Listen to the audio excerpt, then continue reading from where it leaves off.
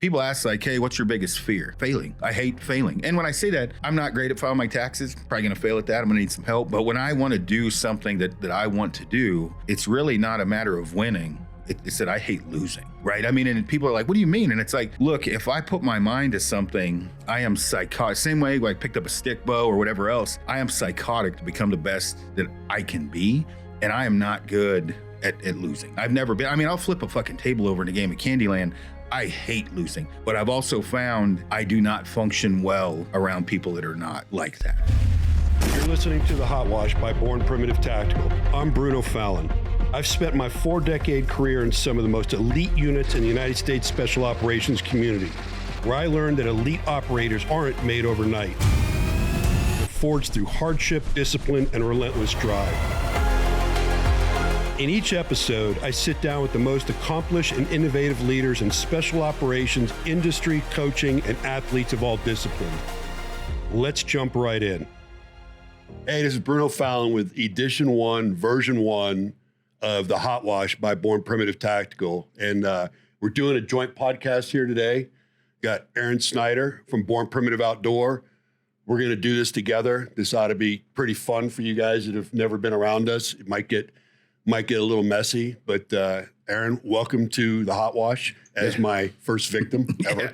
No, I'm excited. I appreciate it. I got to say, like, out of the gate, you know, there's very few, not to pump your tires, right? But there's very few people that when you meet them, you're like, I'll die for that dude. I'll do it. I'll cut my toe off if that dude said, you're one of those guys. So I just appreciate the friendship and you having me on, and obviously working for you is great. So yeah, I'm excited.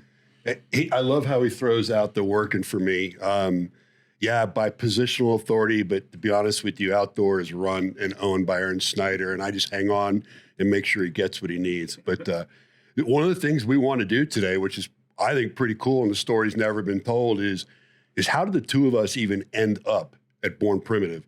A lot of people probably think that, you know, Bear Handlin hired a service or something and ended up with us, and it's really not that case. But one of the things I heard recently when I made the transition from my last company was money. Like was they just paid him more.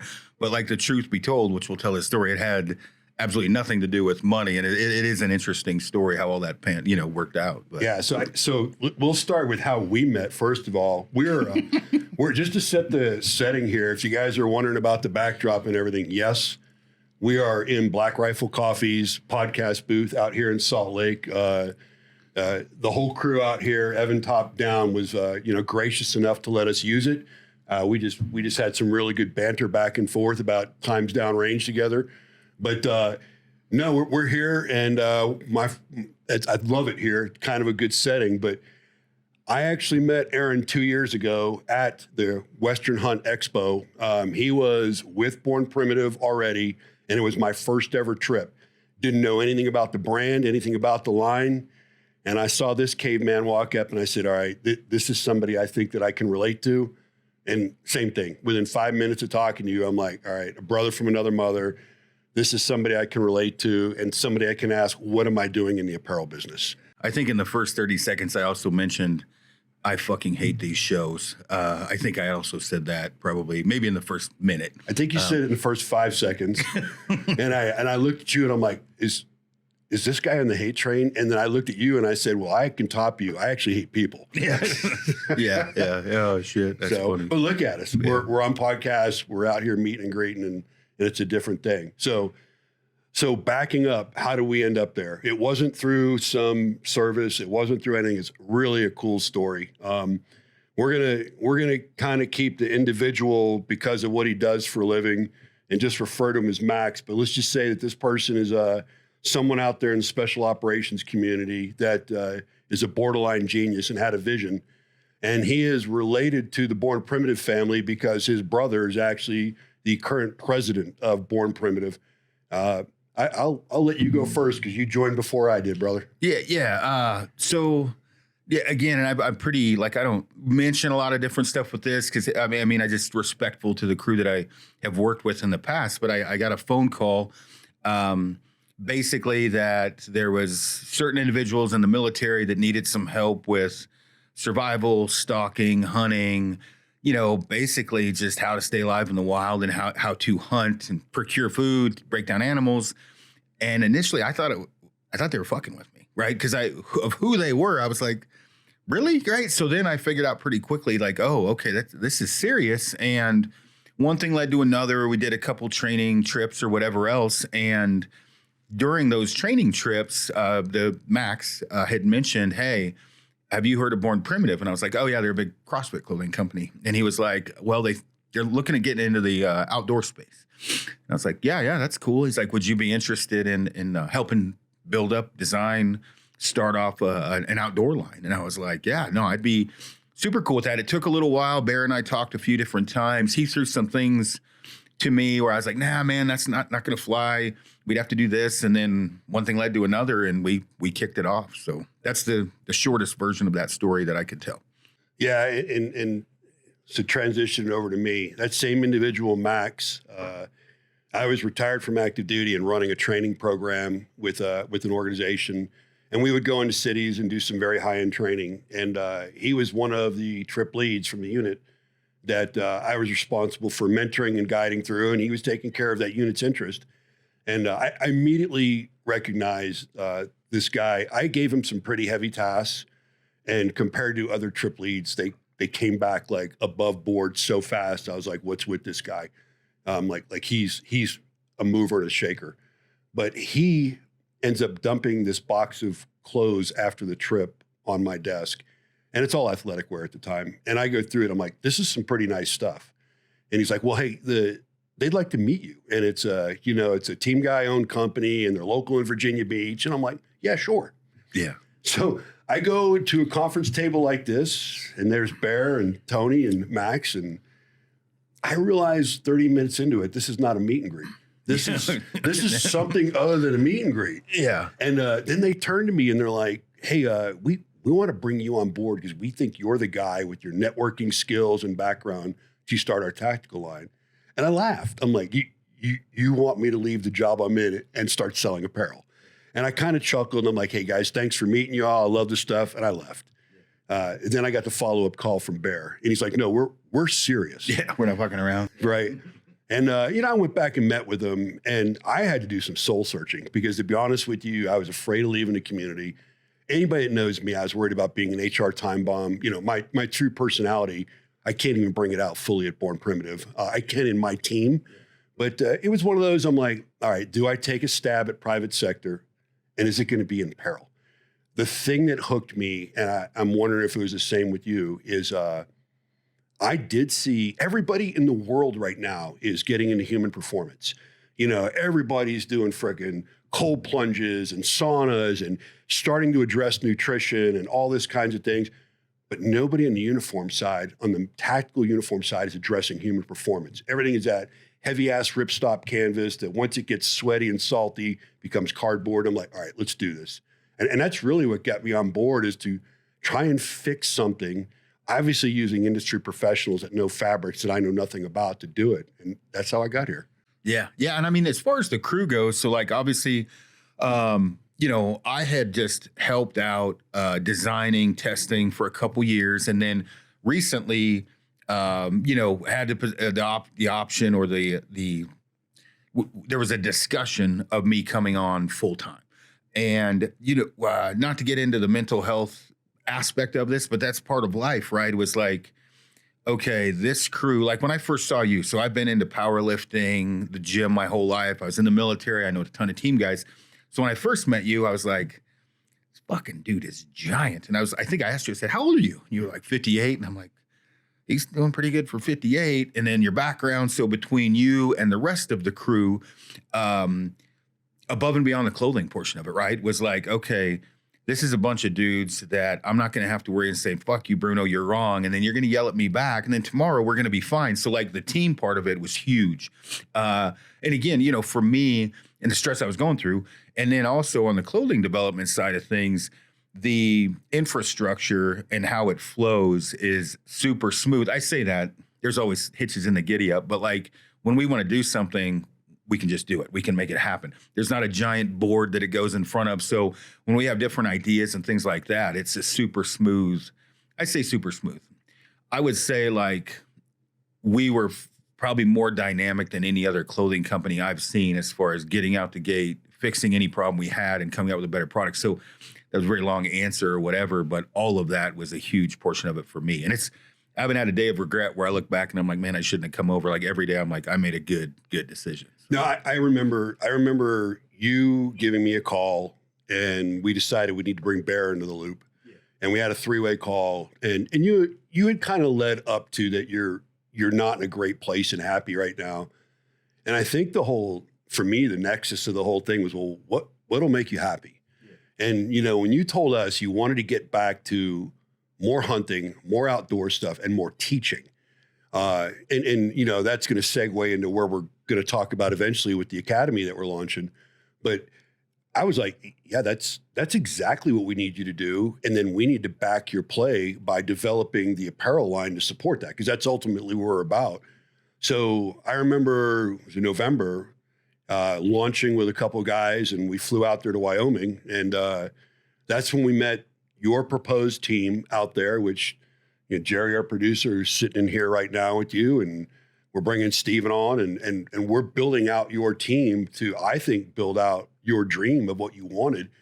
And the reward for Born Primitive has been amazing. Like let's not make any like myths or smokescreen about this. I may be supposedly running outdoor, but you're running outdoor, you're designing it, you're developing it, and I am doing the care and feeding of everything you need. So, yeah. Well, and when it comes to like the teaching aspect, clothing aspect, or whatever else, for me, and we have the same vision, it's a big pie plate, and the clothing, right, is great. But there's lots of clothing companies on the market. Like, what makes us different? And let's say we're the best clothing company and this other company is even with us. What I want to do is obviously like make it to where we are offering so much to the community and making them better hunters, outdoorsmen, and your side on the tactical side, and like also giving back, to the community, which you guys have been. I mean, it was actually pretty crazy. Like yesterday, you and Bear had said, hey, yeah, you can do the first few, courses for free. And so transferring some of that knowledge of what I use for clothing in the outdoors, survival, hunting, tactics. Yeah, it's exciting. I'm very happy about it. Yeah. So what Aron's alluding to there is pretty cool. So we have in the development, and it's getting ready to explode, and we'll kick it off in April, is we're starting the Born Primitive Academy. And this wholeheartedly was Aron's vision and dream, and we're backing the play on it. And it is going to be a combined outdoor and tactical. It is going to have both aspects, but it's being mostly led by outdoor. And he referred to the first few courses free. What we want to do as a give back is we're going to have in-person courses, and then of course we'll support it with YouTube so everybody can go there, and Patreon, because not everybody can attend, whether it's time, location, whatever. But the idea is that Aron gets out there with a hand-built team of some very, very unique people. Everything from, the tier 1 operator to the survivalist to the best hunters in the planet are going to take people out in the wild, and everything from backpacking, hunting, land navigation, bushcraft, extreme long-range rifle shooting. We're going to hold courses in the academy on that, and it's going to be pretty interesting. But the fact that the first couple we're running are going to be free, and the whole purpose of that too is to showcase what this is going to grow into. Yeah. And I think that, I've been you've been in the tactical world for longer than I've been in the outdoor world, but we've both been in each world a long time. The one thing, on my end, like you learn so much. I've been on so many different hunts or whatever. When you get to the end of it, it's like, I have all this knowledge in my brain. I should probably pass off some of it. And, when I had presented it to you guys, and again, you fully on board, like you guys are like, hell yeah, that's a great idea. And so the part of it, like the YouTube side of things, both tactical and hunting, we're going to have, or outdoor, we're going to have, you can hop on YouTube and learn anything from building a fire to you guys will do like situational awareness or whatever else. So there's a lot going on with that. And you really, if you were going to design a crew, it would be pretty hard to design a better crew than what we have. No, I agree. And what's crazy, and we saw this at SHOT Show, and now we're seeing it out here at Western Hunt. We're an apparel company. I mean, straightforward, that's what we do as a business. We are not a media company. There are some very professional and capable companies that do professionalized hunting and professionalized tactical media. the thing that makes us genuine is we're using real hunters, we're using real operators in a real environment, and we're having people capture it versus using staged sets and actors and stuff like that. And we get to have a little fun with it. We get to be ourselves, and it's gold right now. The brands we're collaborating with, we're all growing together, and the stuff we're showing. So it's a natural lead into the Academy, because now we can actually, bear down a little bit and teach skills and show stuff. I mean, I've got 40 years in my community, very, very diverse. When we start adding what you have and what everybody else has, when you're running a course that the 4 or 5 instructors there are, around 200 years of experience, where are you getting that? So yeah. Oh yeah. Well, and on that, not to go to interview you, as far as the tactical podcast, it's just starting up. Obviously, we already have the hunting, the Born Primitive Outdoor podcast. Your reach into that side of things for information on your podcast will be, I think, very hard to keep up with. And when I say that, like, Bruno doesn't go into his background, but it's very in depth, to a point where even for me, I'll be like, I'll run into somebody like, you know him? And I'm like, yeah. He's like super close friend. I kind of work for him. And they're like, did you know he? And I'm like, no, doesn't surprise me, but I know that now. So like with that, you'll be able to pull in pretty much anyone on your podcast. Yeah. So here's something I just want to kind of set right out of the gate. Podcast number 1. My vision of the HOTWASH, and I'll explain what the HOTWASH is for those that are from outside the military community. I'm really not going to get into war porn. I choose not to talk about classified special mission units, organizations, actions on the X, if you will. Now, in some of my guests that we're going to have, we're obviously going to hit the Wayback Machine and talk about fun shit that happened overseas and this and that. But that's not the point of it. The point of it is to take that experience, and I'm talking not just operators, industry professionals, leaders, coaches, athletes. And my main focus, believe it or not, is human performance, mindset, team building, leadership, and things that really matter to grow. And it can be a business, it can be a team, it can be whatever. Now, by my experience, we're going to hit different things that I've done in my community to kind of explain that in detail. But I really want to be clear with everybody that I'm not going to be the guy to bring a guest on here and talk about specifically an entire podcast about stuff we did on the X. I find that stuff needs to stay in the campfire, in the community, and those are our treasured secrets. So I want to dive into that a little bit because, for those, tuning in that don't know who I am, I've done a ton of podcasts in the outdoor world. I don't listen to podcasts, very rarely. When I listen to one, I'm not listening to a hunting story or what. That's just not me. I'm not saying there's anything wrong with that. But when I can listen to someone, you get on the podcast and they're like, hey, this is Leadership 101. I'll listen to that podcast. Hey, this is about mental toughness or whatever.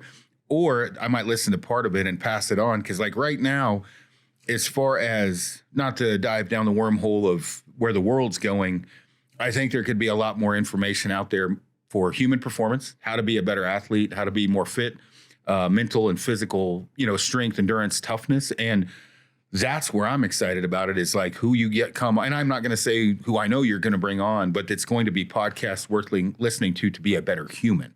Not tell stories, but to be a better human when you're done listening to the podcast. Yeah, and that's the goal. Just so everybody knows, this is podcast 1, the HOTWASH. I at SHOT Show actually taped 4 pods there, but I wanted number 1 to be Aron and I telling our story, how we came to Born Primitive. And we have some really fun guests coming on here, really diverse. I mean, you're gonna hear Chris Dillon talk about how he fixed the minigun and got it done in time before 9/11 and the war started, and the game changer that was to the community. The other ones, I had General Scott Miller on. He is, in my mind, guys like him, Stan McChrystal, and a few others out there, those are the leaders that when they spoke, everything I thought was gold. And we're really talking about leadership and things like that. And if you don't want to listen to a guy like that doesn't, jump all over podcasts and kind of talk those things, I think you're going to be missing the boat. I think it's an opportunity for everybody to grow. Yeah, for sure. And when you look at things, I don't want to dive down too many wormholes. And I've learned this the hard way, but in today's society, like there are dealing with people like you and the people I work with. For the most part, if you can get your ego out of the mix, right, and you sit down and you talk to me, and when you're talking to me, I'm kind of a piece of shit. Like whatever I did was wrong. You're not yelling at me to make me feel bad. You are talking to me to make me a better human. People in the world nowadays, it doesn't work like that. If you get talked to about something you're doing wrong, the immediate is to kind of bow up. I've done this, this, and this for you. Not like, okay, this guy's telling me something I've done wrong. I need to fix that and progress forward. And that's something with you and the people that you're talking about have made a living for forever, is making someone better. You have to take your ego out of it, but it's a huge part of it. Yeah, and checking your ego at the door. I mean, there's a great in the New England Patriots, when you walk out the door, that the players walk out of the building. There's a great saying, and it essentially comes back to team. But check your ego at the door is something that's stood in the community forever, and a lot of guys can't do it. My big thing, I'm going to be 60 here in a few months. I'm an athlete. I have done a lot of different diverse things in the community, and to me, I learn every day. Every time I sit down with somebody, I have the ears turned on. You introduced me to some world-class hunters and guides yesterday, and the conversation is not about me. The conversation is, what can I pull from this guy that's useful? And that's the whole purpose of the Hot Wash. To explain what that is, and you could Google the definition if you want the verbatim one, but in the military community, especially in the community that I was in forever, you come back off a grinding operation, whether it's a combat operation or a military exercise, and we go into a debrief. And the debrief is the hot wash. Sometimes it's just senior leaders, sometimes it's everybody. But the whole purpose of the hot wash is to not pat each other on the back, not stroke egos. It's to point out the things that made the event, operation, mission right, and it's to point out the things we did wrong. And the reason we're so hard on ourselves on what we did wrong is so that we don't repeat these things. And in my business, things you do wrong cause lives. Well, if you can take the hot wash principle and just put that to anything in life. My wife's a professional athlete. She will tell you how she got ready to prepare for the stage in year one versus where she's at now 20 years later. She learned, she debriefed, she used the hot wash principle, and she doesn't make those mistakes anymore. People that keep making the same mistakes go nowhere in life. I will tell you, I'm the type of guy that if you work for me, you're allowed to make a lot of mistakes. I believe in a second chance also, we can talk about. But what you can't be is the person I have to tell the same thing over and over. You're not going to last with me. Yeah. So, well, and it's funny. So Lance Banning, I hope he doesn't mind mentioning his name. Lance Banning was a ODA guy, but he was, I say Packer. He was far more than a Packer. He helped me out last year hunting. And, for him, he's coming straight out of 20 years of GWAT, never known anything but kid shooting shit with a BB gun to straight into, 82nd and then on. So we get done with these and he's like, you guys don't do hot washes at the end of these hunts? And I'm like, look, bro, you're going to struggle for a bit with, it's not the same, right? You're not surrounded by a bunch of like-minded dudes. I was like, I think we should, but that's why part of that is why I'm excited about hunters listening to the tactical side of things is like, whether you're an outfitter, a hunter, a guide, or whatever else, at the end of every trip you go on, you should sit down. What went right? What went wrong? What could have been better? What you can do to fix that for the next trip. And as a civilian, not that many people do that. And it's vital to becoming better. And when you say, 20 years ago, if you're still doing the same shit now you were doing 20 years ago, you have not applied any of that. And I think the tactical side of things is going to be huge for people listening to that have nothing to do with the tactical world, but it'll make them better at whatever they're doing. Yeah. The other thing too is growth and what's on the line. The story I tell to a lot of people, I came in the military in 82. I was at 19 and a half years when 9/11 happened. I was fortunate to participate in a lot of the combat operations that happened in the 80s and 90s. But there's no question in my life in that first 19 and a half years of service, our tactics, our gear, I'm talking from footwear to weapons to optics to communications, the growth over 19 years was slow when you look back. When I look at 2001 and forward, where we went as a community, especially in the JSOC environment, from 2001 to like 2004, 5, that 4-year period, our technology, our equipment, our tactics, it quadrupled the pace of the first 20 years. And why is that? It's because number one, when you start losing guys, number two, when you have that many missions going out the door and that many people coming back and saying the same things, you put some ass behind it and you correct it. So my lesson learned there was in that first 19 years, we weren't capitalizing on the lessons learned. And then we started doing it. And now you look at it, and I think the inverse is happening. I think the problem we have now with some of the community that I see is we're getting to that period where the guys that were all there for the kickoff of all the campaigns and all the places we went had to do some pretty out-of-the-box thinking. How do we go in here? How do we do that? Well, the junior guys weren't in those conversations. They weren't sitting there with the generals, admirals, flight leads, squadron commanders and stuff and getting to learn points. Now everybody wants to cookie cutter apply to what you did in another theater to this operation instead of the out-of-box thinking. And that's not the way to do it. And I'm sure when you go on a hunt, you don't take what you did on the last 5 hunts. You start out, you look at the terrain, you look at the animal, and you take all that information, but you build a plan off that, right? Yeah, no, 100%. And I mean, that's one of the beauties, not to bounce back to like the academy, is it won't just be like, we can bring up Kurt. Kurt will be like my partner in crime on the Gamma Shay. He works with us as well. Kurt has hunted, but not as much.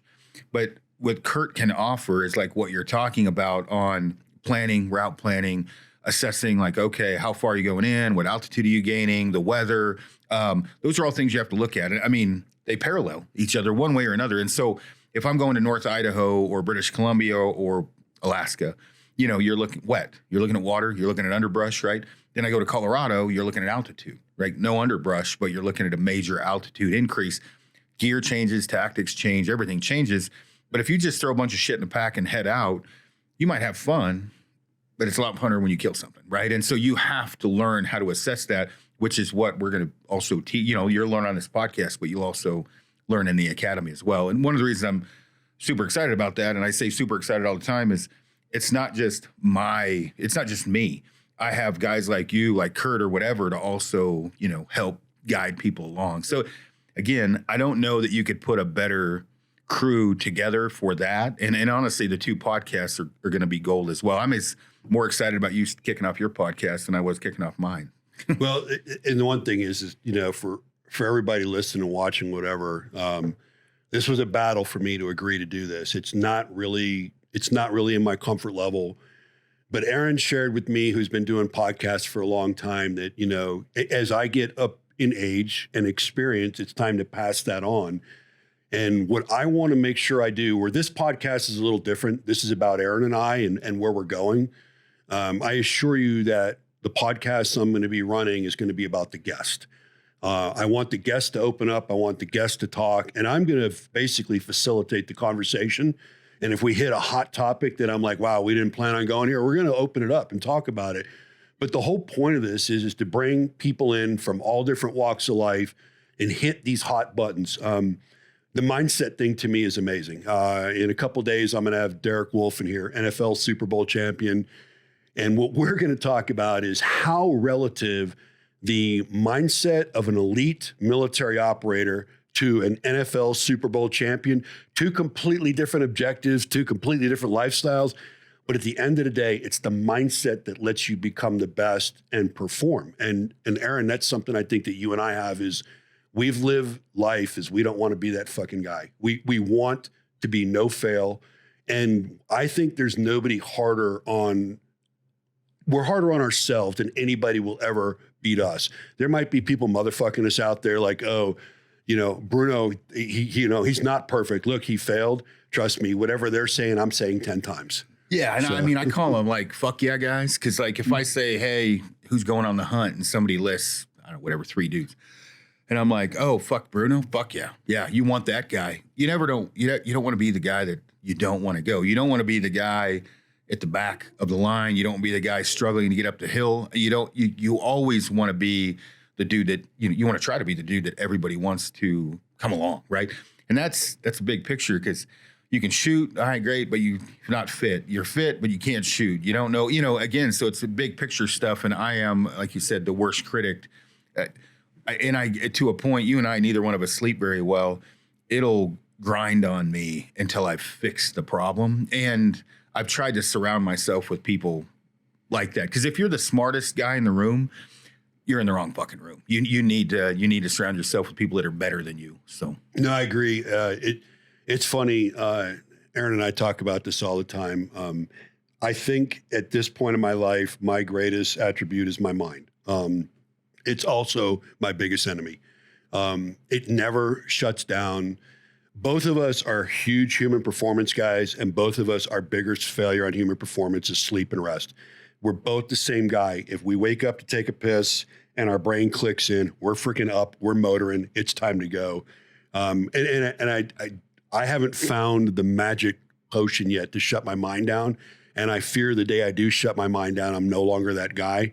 But, one of the things about having an active mind and stuff like that is when you link up with other people that, like Aron and some other people that I talk to, and you really start diving into it, you find out that I think as you get older, your physical performance drops off. But if your mental side and your mind is still sharp, you stay sharper. And I know we talk about it all the time. Yeah. It's funny you brought up Derek Wolf. So Derek is not a small man, right? I don't know how big he is, but he booked a goat hunt with me, and I purposefully picked the worst spot you could go just to hike the dog fuck out of. I wanted to see what he had, right? Like, and he's not meant to be agile on the mountain. When I say that, he did great, but I mean, the dude's just big. And so, like, when we're going in, it's 11 miles, maybe 9 mile to get in. We did maybe 6 or 7 the first day, stayed overnight, did a bivvy, and then hiked back, hiked the next 3 miles, and then started hunting. I just wanted to see, almost like people watching in Boulder, Colorado. Like, I want to see what this guy's got. And he made it. When I say he made it, at not one time was I like, this motherfucker. Let's like he and you could tell when you talk about the human performance and mental strength, you could tell there was time his dick was dragging. But I also could tell I'm not going to let this dude beat me. Like, he may finish ahead of me, but I am not ever at one time going to say stop. And he never did. And the hike out was far worse than the hike in. We hit a moose swamp for probably 3.5 miles straight coming out. And I looked back and I was like, hey, it's going to go head down. If you start to fall behind, yell at me, but I'm not picking my head up till we get to the pickup point. And it sucked for me, right? And so when we got back, I was like, I remember he was laying on his stomach at one point with his bow on his pack and the goat, whatever, we were all split up weight, laying there. And I'm like, you good? He's like, yeah, let's just get this over with, all right? And I'm like, yeah, no, I get it, dude. I'm in the same boat. And I mean, he sucked it up and he did. And when I say that, you're like, oh, he played in the NFL. I don't give a shit if you played in the NFL. That does not necessarily mean that you can make it with what I was doing. And what is he, 6'8" and 6'6" and yeah, I think he's 290. I think he just cut down to like 280 right now. He's a beast. He's a big man. Matter of fact, we're all going to go. For those who don't know it, Aron's like 11 days off knee surgery, and I had him in the gym yesterday. And Derek, Kurt, myself, we're all going to go and hit the gym Sunday. And I'm kind of laughing because you got this monster, Derek, who's much younger than all of us. You got a guy off surgery. You got me, the 60-year-old. But anybody that's going to watch us farm animals in the gym on Sunday is going to be like, I want whatever the fuck these guys are on. Yeah, I've got a rash of shit for doing what I've been doing with my knee, including my girlfriend, right? And so, including me. Yeah, oh yeah. And the doctor told me you can do whatever you want as long as it doesn't hurt. And I'm like, all right, dude. And he's like, and I don't mean Snyder pain, like pain tolerance. He's like, but if you feel pain, you got to stop. So I'm fly fishing, right? We're drifting, we're floating. I'm going to the gym twice a day. And I'm like, hey, it doesn't hurt, so I'm not stopping. And you've said, look, fuckhead, you're going to fuck yourself up. I did the same thing. And I've tried to be careful, but I'm also the guy that I want to push it as far as I can because I hate losing ground, right? I don't want to lose ground. Just say you hate losing. Yeah, people, there's a lot to that. And I mean, I know we're going to do another podcast at some point, human performance, mental toughness or whatever, but people ask like, hey, what's your biggest fear?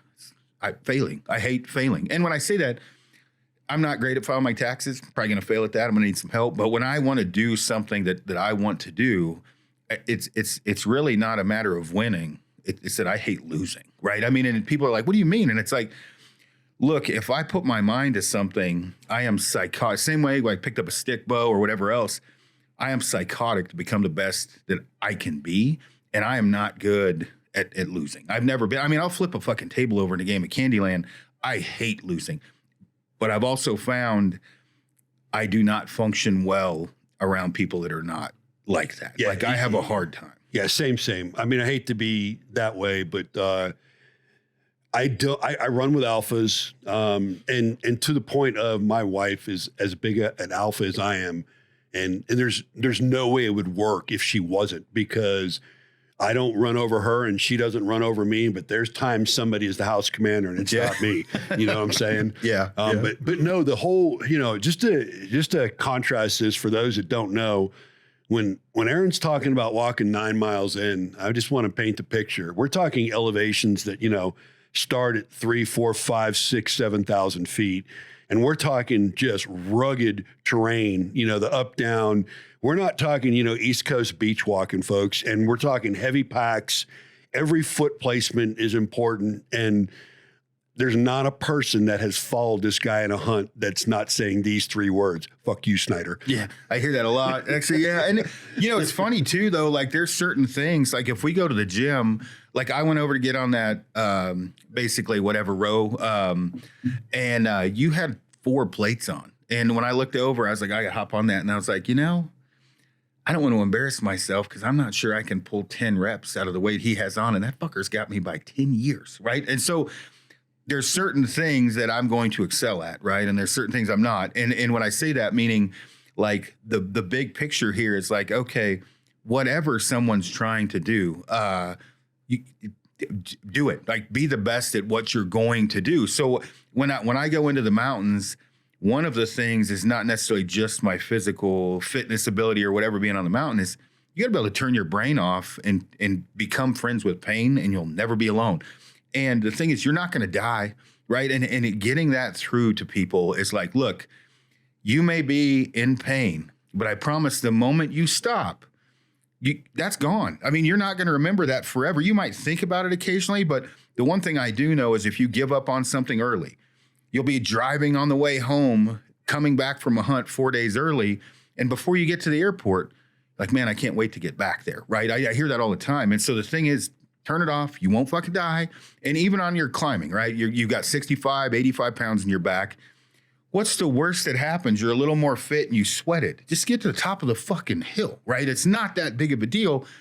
It just takes a long time to get there mentally to where you can just suck up the pain. So. But and people, so 2 things on that conversation. So the best way I describe alphas from my line of work has always been, this is the funny thing, and anybody that has been in our community is going to laugh at this one.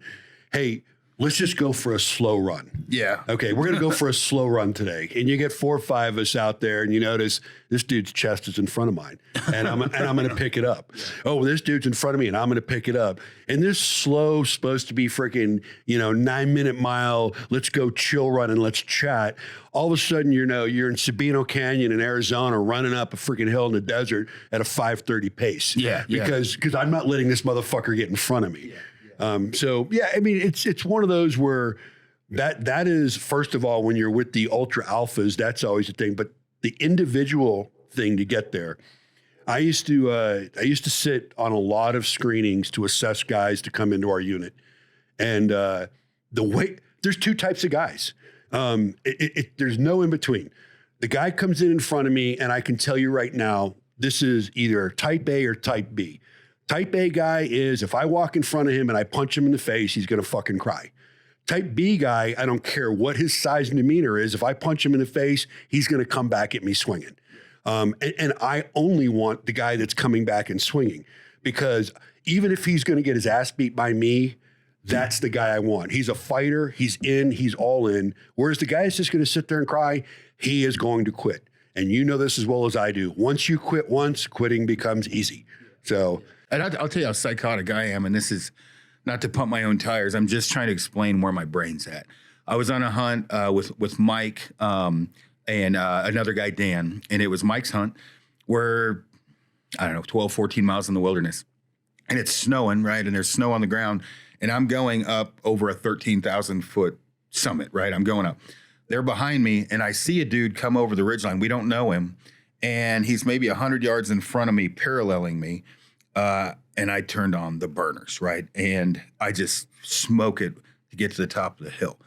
So we get to the summit, and then Mike comes up, and Mike's like, what the fuck, dude? And I was like, one, I'm not fucking losing. And that dude definitely was doing the same thing I was. He was watching me. Two, I want to know what that dude's competing against. And he's like, competing? And I'm like, I want fucking him to know he's not going to beat us to the top of the mountain. Now, this is fucking psychotic, right? It's just how my brain works. And I'm like, look, dude, if that was me and I just had a guy parallel me and he fucking crushed me up the hill, I'm like, that's going to make me wonder, like, who the fuck is hunting back here with me? Mike was literally like, dude, you're an idiot. And I'm like, dude, it's fucking in my brain. It doesn't come out, right? It's not like I'm like, oh, today I'm going to let that dude, I can't do it. Now, I'm not saying there's not a ton of dudes that can beat me, but that's just how my brain works. And it's been like that forever. As I'm getting older, though, I'm focusing different, I say different. My workouts are different and everything else, but like that's still in you. And that's the thing, like with the knee. And you told me, you were like, dude, I know how you are. Like you're going to end up doing something stupid. So I've been trying to be super careful about it. Yeah, dude. So that's a lesson learned from experience. My first knee surgery, it was dual pronged. So first of all, I want to say my first knee surgery, I was probably 10 years older than all the other operator type guys that were in the same rehab facility as me, and probably 30 or 40 pounds bigger than all of them. And the HP guy that was in charge of my rehab literally had such an aggressive rehab program. I looked at him, I said, hey, dude, like, I want to say I'm 45 or whatever I was at that first knee surgery. And I'm like, and I'm sitting at 255, dude. I don't think what you have me doing, I think what you have me doing is for a 30-year-old that weighs 200 pounds. And he's like, no, this is what you need. I'm like, okay. And I'm like, well, if he wants me doing this, I must need to do it more than he's telling me because this guy's and I guess what I did? I got knee surgery number 2. Yeah. And that's the thing I'm trying to warn you about, because sometimes we're our own worst enemy. And that's the pain threshold thing too, is, you're in my pain threshold. Like when I had my back surgery last year and I was on the ground on the floor, my wife knew because of my pain threshold that was legit pain. Because I go through, like you, I go through life every day in pain, but that's pain. I'm like, yeah, whatever. That's my daily pain. Yeah. So. Yeah. Well, and I just think like if you're this isn't Bruno and I pumping each other's tires. If you're taking anything from this, is like literally you can build that threshold up. Like and that's the thing where I try to explain to guys, mindset is like, okay, we've got a 2,000 foot climb and we got, like I said, 65 pounds in our back. You can look at it and bitch every step. You can look at it and just not do it. Or you can be like, well, we'll get to the top eventually. And, like it's just pain, right? It'll go away. Because the thing is, once you get to the top, the pain's gone, right? It subsides. You just have to get comfortable with being uncomfortable. And people are not good at that. I do ice baths. I don't post them every day on social, but part of it is just having the mental fortitude to hop in the fucking ice, right? And people, it's weird, but for me, I'll hop in it for 20 seconds just to get in and wake up.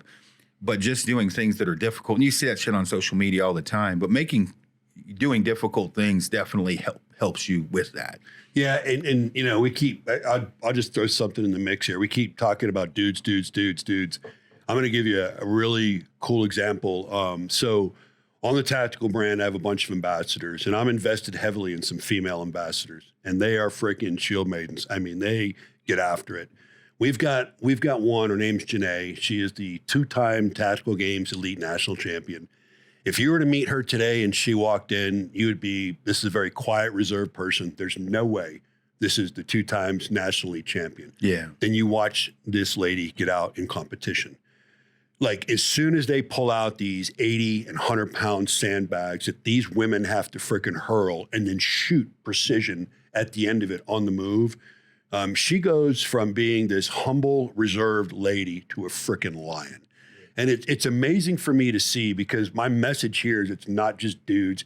If you have this fire in you, if you have this ability in you and you can switch it on, I don't care if you're 15 years old and trying to, make the high school football team, 5A ball, or you're some old ass motherfucker like me and still trying to be relative.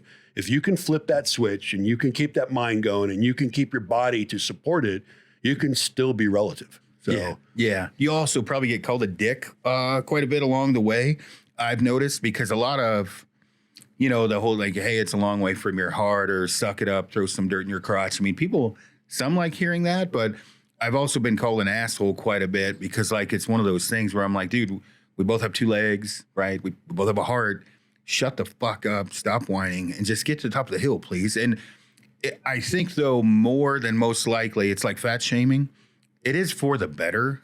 To me, I'd be curious your opinion on that. It's like, hey, you don't want to coddle. Like I'm not good at coddling. I'm more of a, hey, you got to here, dude. The fuck, we're halfway there. Like we only got halfway to go. So yeah. So two things on that is not only I almost threw up in my mouth when you used the word coddle. It's I'm not a coddler. No, fucking people that know me. Well, and for those that don't know it, Bruno's not my actual legal name. Bruno's a nickname I got, and it came from years ago in a bar fight, whatever. But I am a Bruno in the sense of, you fucking know the colors I wear. I am very to the point on who you are, how I feel. I am a fat shamer. I also, what I think's worse than fat people is fucking people that you meet these people that you look at their physique and you talk to them. They're smart, they're fit, and they don't fucking apply themselves. They're just lazy. And that to me is the worst human on earth. You'll never work with me, for me. I'll never give you a piece of information. It's because to me, you're just not my cut of cloth. I'd rather have somebody that is out of shape and trying their ass off to convert to being a better person. I'll give them all the time in the world. And there's a lot of people that are out there doing that. Jerry's over here laughing at me, our producer, because I fat shamed him when he didn't think he was ever going to get hired. And I'll tell you what, since November, brother, you look fucking amazing. So yeah. Jerry's crushing it. Jerry's a prime example. Like Jerry is one of those guys. Like he, sorry to bring you into this, Jerry. You were nervous to come on board because Bruno, like G.I. Joe, had the most epic fat shaming, fuck fat people thesis at the table at my house. You guys left, and Jerry's like, I don't know if I'm going to fit in. I'm like, Jerry, you're a fucking hammer. You're going to fit in fine. And now you love Jerry. You're like, and Jerry's, going to the gym every day or whatever else. That's kind of the point of this is like, not everybody's going to look like you, right? Or not everybody's going to have maybe not genetically the best athlete out of the gate, but you can be a tough motherfucker, and that's all it takes. Whether that's chick or dude, right? You just have to be tough. And I would say I would pick a lesser athlete that tries harder 10 times out of 10 than a natural athlete that's been given everything, but he probably didn't have to work as hard as the person that has strived for it. And when I say that, meaning not overall, but usually guys that I found that are moderate athletes that have become elite, they worked a hell of a lot harder and went through a lot more shit. Because you meet a dude that weighed 300 pounds, drops down to 210, he can work, right? You know what I mean? And not say nothing against guys that are just naturally shredded, but that dude had some discipline to get there. So, dude, it's all walks of life. Think about it. Think about it away from the athletic side of it. Think about every dude you've ever met that is I'm talking about wealth now. I'm talking about people with money. I've been exposed to a lot of people, and I'm not a fanboy of anybody. I don't care what your net worth is. I care who you are as the person. But I've met so many people that are wealthy that got daddy's money, and they're just total pricks, and I want nothing to do with them.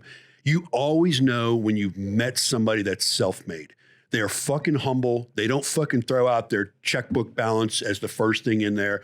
Matter of fact, half the times you're in the conversation before you even know, oh, this fucking dude owns this company that we're talking about, you know? Yeah. And so I think it's everything you can talk about, whether it's human performance, wealth, whatever. I love that. So when I tell people you're going to interview, You're going to interview for a position, right? My 2 words to them is be humble, but be hungry. Go in there and project that you can lead. Go in there and let them know that bringing this person on is a good thing, but be fucking humble. Don't be about yourself. Be about what do you contribute to the team? And it goes miles, right? Yeah. No, it does. I mean, another thing too, leading people, you're always dealing with personalities or whatever else. When you're the person that always has the fix it mentality, in today's day and age, and I don't know if Dana White I saw a clip he said, he was talking about like a young guy that's hardworking or young chick will crush the world. Like if you're the person constantly bringing up problems and no solutions, that's not good, right? But if you're the person constantly fixing problems and coming up with solutions, that person's gold, right? And whether it doesn't matter what that be. And if you're backpacked, I did a podcast with a dude, Colton, the other day, and we were talking about we had no pre-communication when we went in. I immediately started getting the fire together. He immediately started constantly working, right, or whatever else. And like that's the person you want on a team. And unfortunately, it seems like that's kind of going down the shitter lately as far as that goes in the world. But. Yeah, and so direct communication. Bear, our owner, he's our CEO and co-founder of the company. Him and Mallory, started this amazing thing with Born Primitive, and it's amazing what they've done. But Bear will be very direct too. And my biggest concern in the private sector has always been my true personality, and I'm able to keep it in reserve. But I will never keep it in reserve to where I can't be myself. The example I'll give you is I just had to fire a skill bridge last week, and for those who don't know what a skill bridge is, it's a military person transitioning off active duty. And we give them an opportunity to come in the business and industry and learn. And it's really a good thing. We've actually hired quite a few of our skill bridges. Black Rifle, we were just talking about, they're doing the same thing. I had a 20-year military veteran that could not work with my team. And he was telling us in day 1 and 2 how we should do business. So I threw him a lifeline. And I actually moved him down to an easy position, which honestly was just to let him fulfill his skill bridge. And then when everybody called me from our warehouse side and said, what's with this dude? I'm like, you know what? I'm going to give this guy some pearls of wisdom. So I brought him in and gave him some very direct counseling, like he was still in the military. Yeah. And the guy looked at me at the end. He goes, I have had times in my career when I've been removed from stuff and never knew why. You're the first person to ever tell me why. Yeah. And he thanked me for it. And the message that is that, if you have somebody that's a fucking toxic cancer and is always the fucking bitching guy, if you don't let that person know that, they're going to continue to be that guy. Now, whether they fix it or not are 2 different things. Yeah. I would have to say the biggest thing that beyond being, the fat shaming and all that, the biggest thing you could ever run me raw is be the toxic cancer person. I can say that firsthand. I've seen you get all kinds of Twitter pated over that. Yeah. Yeah. Which rightfully so, because it spreads. That's the problem, right? It's a cancer. Well, it spreads. It's something you and I were just talking about. I'll throw this out there. And if I get some people angry, that's okay, because I'm me. I don't chase in this industry. It's amazing. Like, we bring ambassadors in. On the tactical side, you cannot apply to be an ambassador. I find my ambassadors. I personally research and find every one of them. So if you go on Born Primitive Tactical and you look at that ambassador page, they're hand selected by me, and they're worth gold to me. They're part of my family. And I treat them that way. Every one of my ambassadors is a direct reflection of me, and I do what I can for them. So I have all these people that want to come be ambassadors for us because they like the brand, they like where it's going. And it's amazing how many of them come to me because of their following on Instagram. Well, I have this following. I'm like, yeah, I want to know who you, the human, are. Yeah. I really don't give a shit how many people follow you on Instagram. What I want to know is who you, the human, are. How does your mind work? How can we help each other? Me help you as an individual, you help us as a business. And oh, by the way, do you fit this niche of what I'm looking for? Because I don't need an influencer. What I need is a badass that has human performance, that has the mindset, that understands the team and represents our brand. So, I mean, And you see it, right? I mean, you and I actually have to talk about people that are coming to us right now. Yeah, frequently. And I think, there's an individual I need to talk to at the show to just give him some advice that it kind of parallels to this in a good way. But like and it's not like I haven't made 1.5 million mistakes in my life, but the one thing I've learned is if you watch social media, listen to a podcast, and you're immediately negative, bitching, whatever. I mean, bottom line, you put your head down and you work. That's all you need to do, right? You don't need to worry about any noise behind it. You don't need to worry about anything. If you just put your head down and crush it, right, you're going to do amazing at whatever you're doing. People have a hard time like doing that. Meaning, like, if you just work your ass off, generally it works out. And when I say that, meaning whether that be fitness, that's in business, you're trying to get to a position you want to be in. If you're the person constantly telling someone of where you should be, that's a problem. Show them, right? If you just show them that you're good, everything generally pans out. Yeah, lead by example, right? It's a principle that's been out there for the military forever. You know, I mentioned some military leaders, and I'll bring the name, Scott Miller again. I actually sat down with him on a podcast, and it was hard for me not to. Like I said, I don't do the fanboy thing. But it was hard to me to sit there across from this guy that every time he spoke, I thought the words were just wisdom. Yeah. And they should be written down somewhere. And people should be like, you need to be listening to this. I think that when people get out there and they start believing their own press, like I'll tell you right now, I am not one of those guys. It's crazy. You start getting popularity as Aron Snyder, and as many people are praising you, there's going to be that many more trying to knock you down. I don't understand why, if you stay within the confines of the rules of like, hey, I am not saying things that the community will PNG me for. I don't want to be persona non grata in our community. So everything that comes out of my mouth in this podcast, I feel I'm being judged by my community. Yeah. So I'm going to stay within the rules, but I'm going to be myself.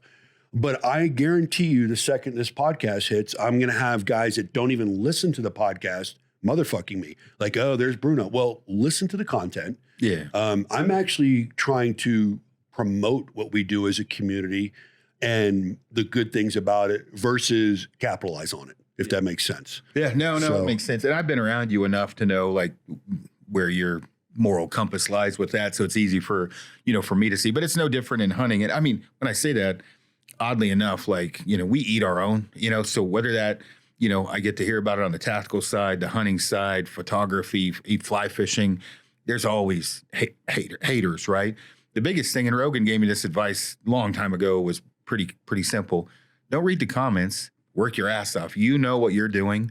You know who you are or whatever else. Just put your head down and keep doing what you're doing. And hopefully you have people surrounding you that if you start to veer off between the mayo and the mustard, they get you back between the lanes, because you can get stuck in your own bubble. And I would say with what you're talking about, or what we've been talking about, when you're in your own little echo chamber, you can be the smartest person alive. You need to get other people in that chamber occasionally to get you between the mayo and the mustard. But no, and one of the things that, and I had this conversation with Bear, I think that as we're an up and coming brand, and we're having a lot of people approach us, I want to be very cautious that as we move into new arrangements with businesses, even when it comes to getting podcast guests, I want to make sure that we're getting invited to things because of what we have earned in the position we have. I don't want to ever get to a point where we're buying a seat at the table. I don't want to ever get to a point where this person is coming to talk with us because we did something to buy a seat there. It's just not the way to do business. And that relationship will never work either. The relationship needs to be genuine. So like every person that I'm close friends with and that I respect, it wasn't by my title or what I did in service. It was by the bond we created. Yeah. And it just goes somewhere because we're genuine with each other. So no, that goes a long way. I do have with everyone you've, ever worked with, I mean, and this is me interviewing you, who was the best leader you had? Or top three, that's probably I'll be honest with you, General McChrystal, and the reason I say that is I didn't know him well. And again, I was at the time, very senior guy as a senior flight lead, which, you know, in the unit I was in, that you were in the room with the senior leaders when everything was going on. You knew who was really making the calls and decisions. You weren't outside the room with the guys that didn't know why you're doing what you're doing. And McChrystal, when the war kicked off, you know, I remember sitting in RR, Saudi Arabia, and where, you know, this is fast forward into Iraq. And I remember the Pentagon spokesman was 1-star General Stanley McChrystal, used to have the Ranger Regiment, and that's where I knew him from, but not closely. All of a sudden, he became the JSOC commander, and he came over. And he came in and did the amazing thing at such a senior level. He came in as the gray man initially to assess how we were doing business, because we had been in Afghanistan and we had been in Iraq, and he didn't just come in and impose his beliefs on us. He looked at how we're functioning, and he put us all in a room one time, and he's like, hey, we're missing the boat here. He's like, you know, every night we're going out and we're eliminating all the top threats. He goes, how about we watch these guys for a week or two, find out who they're talking to, build a network, and instead of just knocking individuals off, why don't we dismantle entire networks?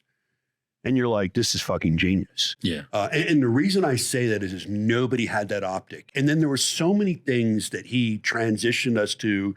That's why they elevated that position from 2 to 3 stars, because his net worth, and everybody respected him. I just remember one time I did multiple deployments back to back because we're just so short guys.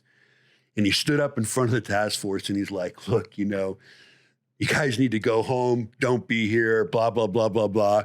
And we're walking out of the room and he's like, not you, you're staying. I just had that, if this guy said it, we were going to do it. So I'd say Stan McChrystal was number one. I've worked for some amazing people over the years on both Navy, Army side. But he's the guy that if he walked in this room right now, I'd be like, hey, Aron, I got to go. You know, I got to go talk to this guy. So how about you? How about world-class hunters? You know, who do you see as someone that, you know, you'd get up and leave the table for to go talk to you right now? Man, I gotta, like, it's a little bit different for me because it's not just the hunting side of things. It's also like, who's just a person that makes you want to be better. You'd be one, right? For sure. And I marked that the other day. Tom Klum with Rocky Mountain Specialty Gear. Just an amazing person, but he's the kind of guy when you talk to him, when you leave, you just feel better, right? You feel reinvigorated, you feel hungry, you feel, you know, whatever. Oddly enough, I think I told you this, Sergeant Tetralt, guy I served with in Korea. He hunts, right? But like, as far as just a dude I can call and talk to, like, he spent 30 years. So quickly, we were in Korea together. I was lower enlisted. He was higher enlisted. He let me hang out with him and people I should not have been. Like, you're not supposed to hang out as an E3 and an E4 with, you know, E7s and E8s, E9s. But I got to hang out with them, right? Fast forward many years, I met him at the Pure Sportsman's Expo, and I was like, hey, shit, dude, what's going on? And he was a Sergeant Major, Command Sergeant Major, whatever he was. I'm like, get the fuck out of here. Because we would get fucking hammered off Old Milwaukee and piss our pants in a turtle ditch together, right? Like, hammered. And then you'd have alerts because we were up north. And so, you know, alert. He would get drunk as shit with a first sergeant fucking around, running through the barracks, pounding on guys' doors for an alert. And we're talking like the first sergeant, right? And there was no alert. They were just drunk. Like, which sounds probably horrible nowadays, but like, everyone had their respect because they did that, right? Like, okay, these guys are fucking cool. And some other shit I probably shouldn't even talk about. He's a dude I can call in any time and give me world-class advice, sage advice. He's one. But as far as hunters, you know, it's crazy. We were talking about last night at the dinner. I would say, like, if you're going to pick a top 10, you know, team for hunting, that top 10 team for hunting is going to look a lot different than that top team to stay alive if the world collapses, let's say. But I would say Remy Warren, who's downstairs, he's not like a super close friend, legit hunter, right? Brady Mill is another guy.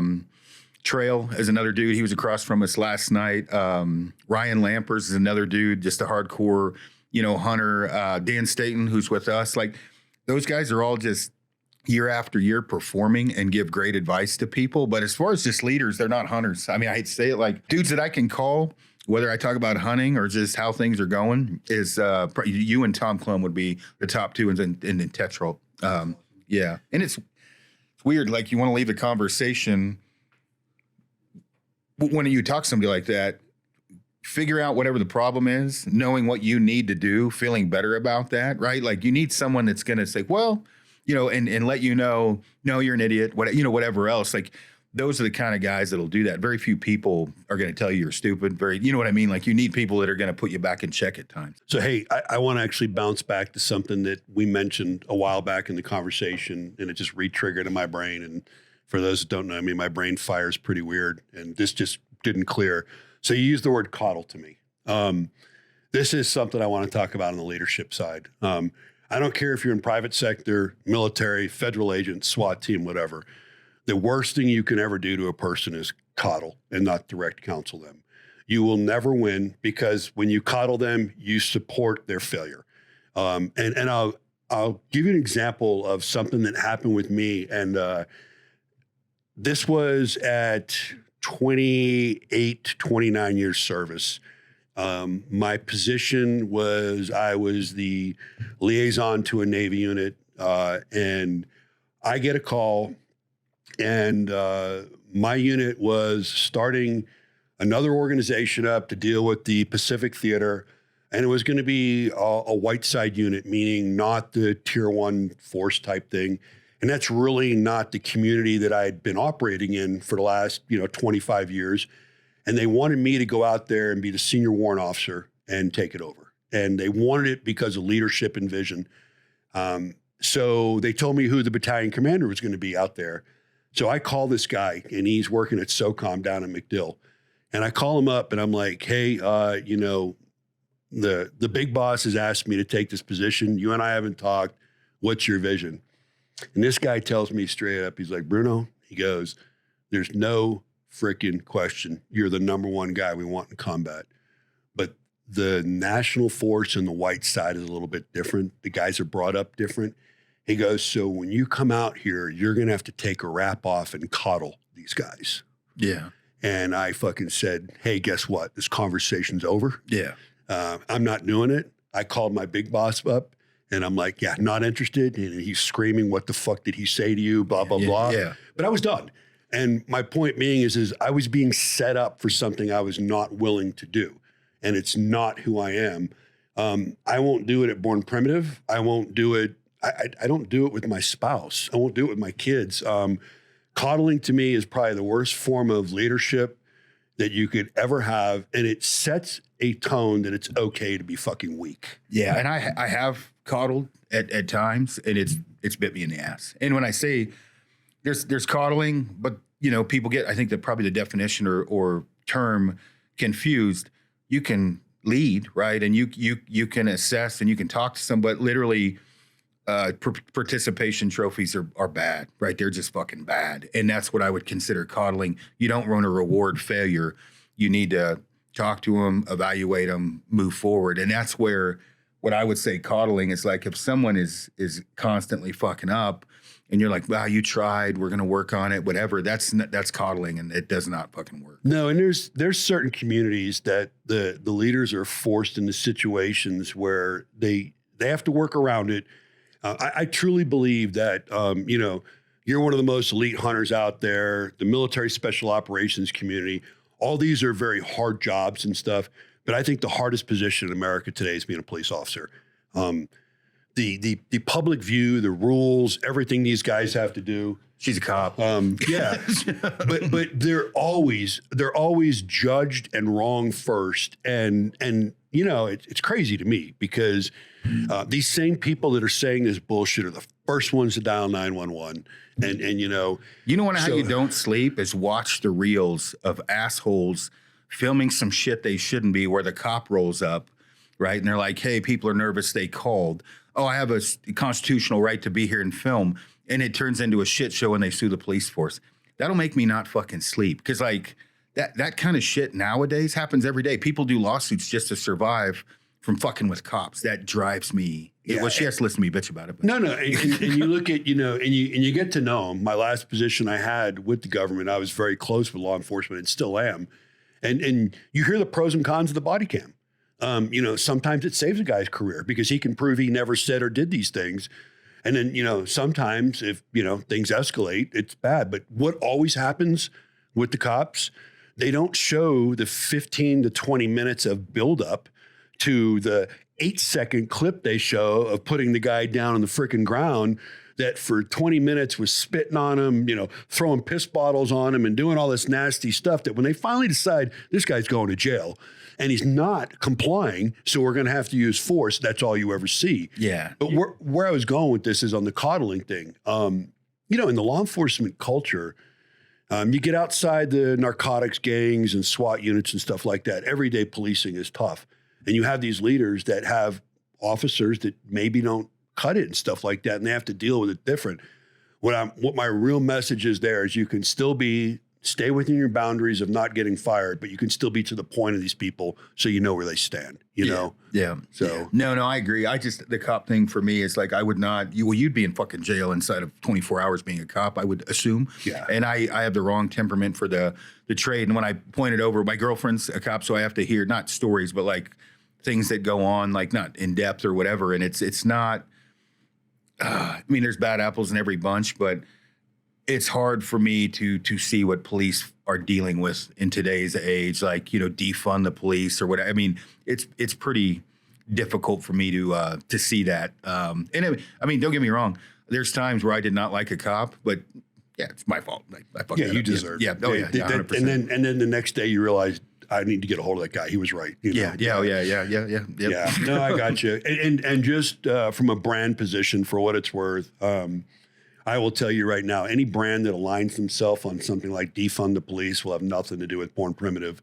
We as a brand are if you look at our ethos, remove politics, our ethos is we are very America, military, law enforcement, flag, Second Amendment friendly. We believe in it. We support it.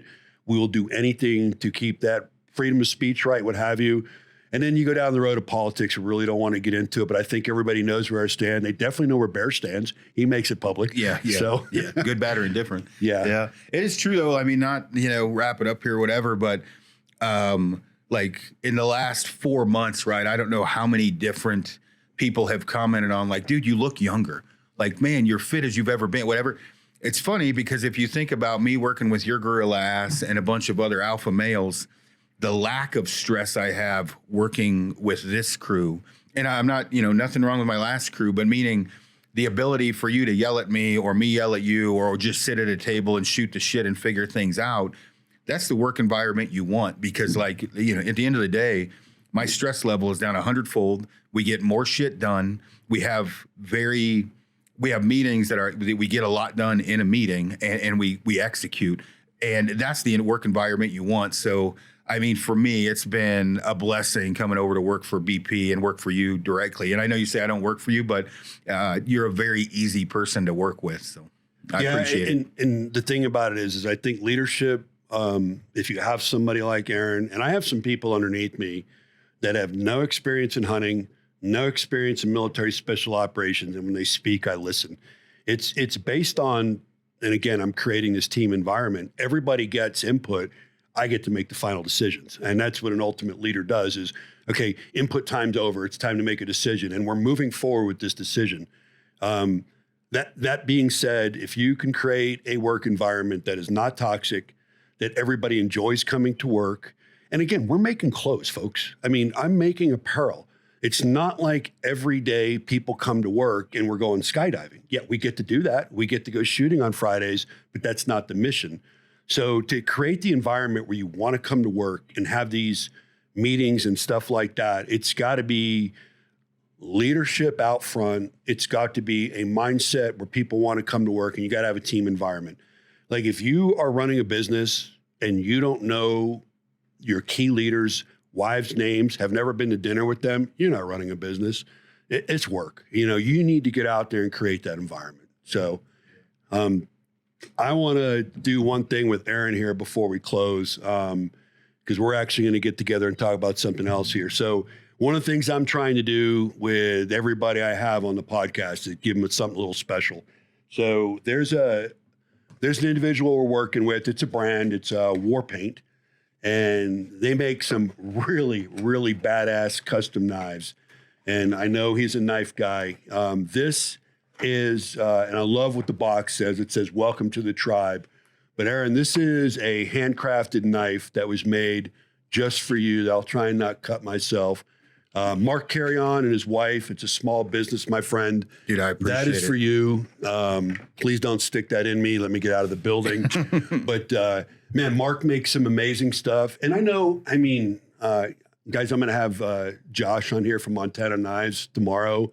You work closely with him. You've designed the knife, half-face blades. There's a lot of companies we enjoy working with their blades with, but I love what War Paint's doing. It's a small family operation. And I wanted you to have the first one of those. Dude, I appreciate that. Thank you. I have nothing to give to you but hard work, but I'll whip something up at some point. So I'm not done. I'm not done. So military culture is we do coins. If you look at this, it's got the Born Primitive Tactical logo, and on the other side, it's the HOTWASH, the name of the podcast. Something I did was these coins are all numbered. Now, you're the first podcast, but I hate to tell you, you're getting number 2. Okay, because General Miller's getting number 1. I'm all right. That was my first podcast. So, brother, dude, for I me, appreciate it. Thank you. That. And then one last thing, my friends, you're always wearing them outdoor hats. I got to get you in a tactical hat. So fucking put that on for me. Any closing words before I close this out, brother? Yeah, just work every day at being a better human. And I think what you're going to do is definitely going to help with that. So thank you again for everything, dude. It's a pleasure working with you. And I appreciate you having me on the podcast. Yeah. And for those that don't know this, we're going to put this both out on the Born Primitive Outdoor and Born Primitive Tactical podcasts. Aron and I are going to get back together here and talk a little human performance and mindset specific and not how we came to BP and all the other stuff. I hope everybody enjoyed it. This is kind of how this podcast is going to run. Obviously, like I said up front, when I have guests on here in the future, it's going to be less about me, more about the guests, because that's where I'm at. We're going to get them to open up and talk. And I hope you guys tune in, and I hope you enjoy the podcast. Have a great day. Thanks for tuning into this episode of the HOTWASH by Born Primitive Tactical. Don't forget to like, subscribe, or follow us at Born Primitive Tactical. I'll see you next time.